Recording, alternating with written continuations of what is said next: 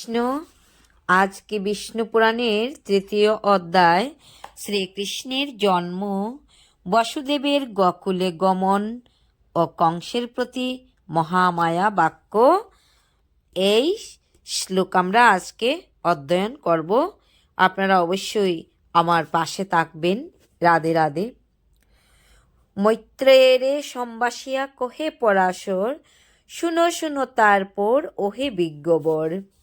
দেবগণ এই রূপে করিলে স্তবন, দেবকী হরিষে গর্ব করেন ধারণ। নিয়মিত কাল পরে উপস্থিত হলে, তনয় প্রসবে সতী মন কৌতূহলে।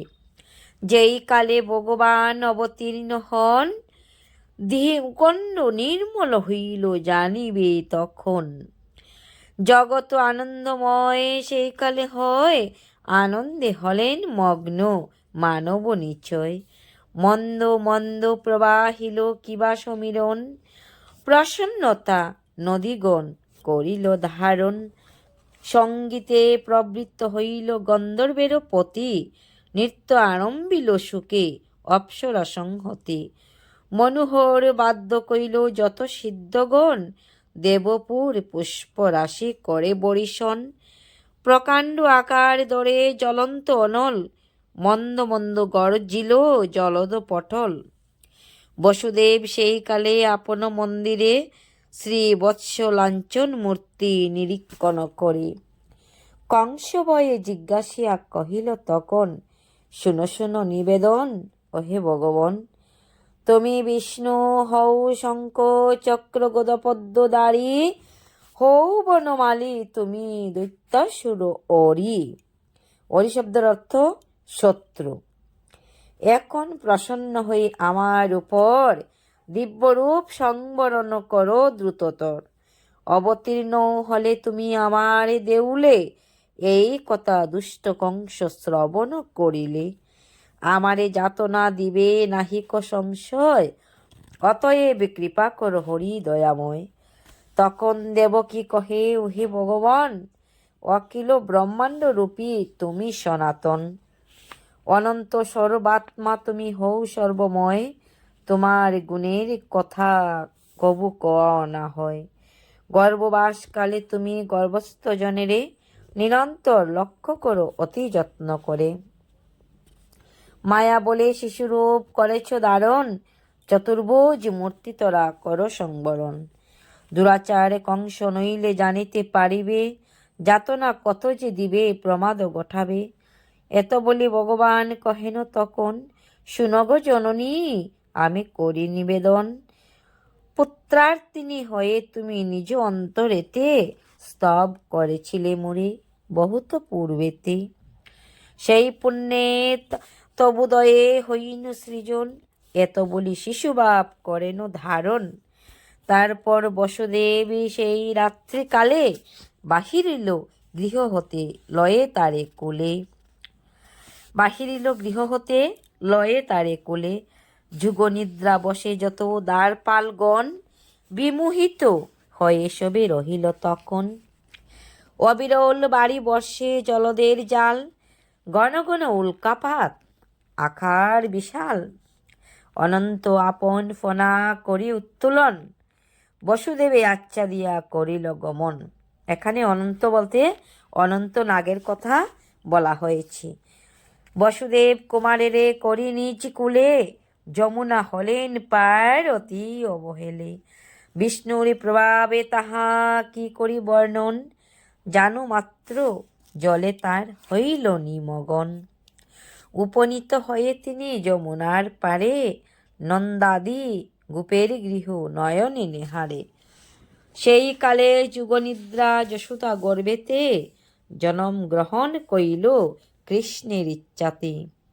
শ্রী যুগনিদ্রা মায়া কি বলি তোমায়, বিমোহিত হয়েছিল সকলে তথায়। বসুদেব সেই কালে যশোদার গড়ে, পশিয়া শয্যার পাশে গিয়া দ্রুত করে। শিশুরূপী নারায়ণে করিয়া স্থাপন, কন্যারে আপন কুলে করিয়া গ্রহণ। অবিলম্বে প্রত্যাগত হইল নিজ গড়ে, যশোদার নিদ্রা ভঙ্গ হয় তারপরে। নীলোৎপল দলশ্যাম দেখি পুত্রদন, আনন্দ সাগরে সতী হয় নিমগন। এদিকেতে বসুদেব আসি কারাগারে, রাখিলেন সেই কন্যা দেবকীর করে। সদ্যজাত শিশুধ্বনি উঠিল তখন, চমকিত হয়ে শুনি যত রক্ষীগণ। দ্রুতগতি গিয়া কহে কংসের গুচরে, সেই স্থলে কংস আসে অতীব সত্বরে।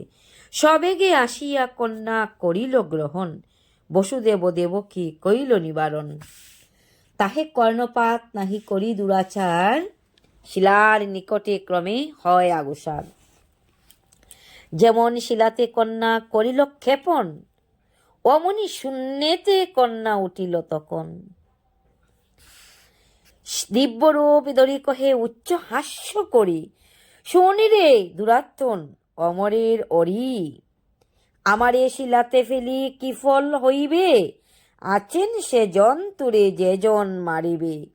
পূর্বজন্মে যেই তুরে করিল নিদন, ইহজন্মে সেই প্রভু ধরেছে জীবন। তাহার করেতে তুই হবিরে সংহার, দ্রুতগতি হিত চিন্তা করো আপনার।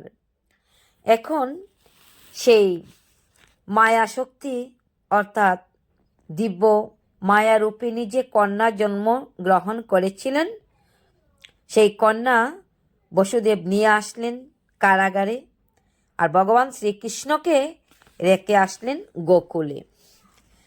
কংসের চর যখন সেই দিব্য বার্তা পৌঁছালেন কংসের নিকটে, কংস এসে কি করলেন, সেই শিশু কন্যাকে ধরে নিয়ে শিলাতে ক্ষেপণ করলেন, আচার দিলেন। তখন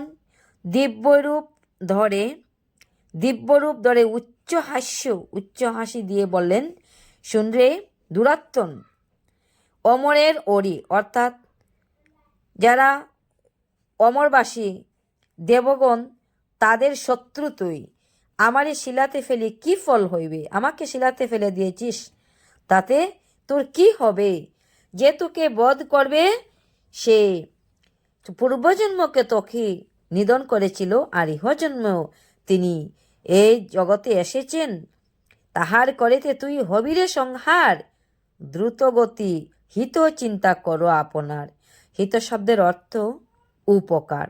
তোমার নিজের উপকার কি করে হয় সেই চিন্তা তুমি অতি শীঘ্রগতি করো।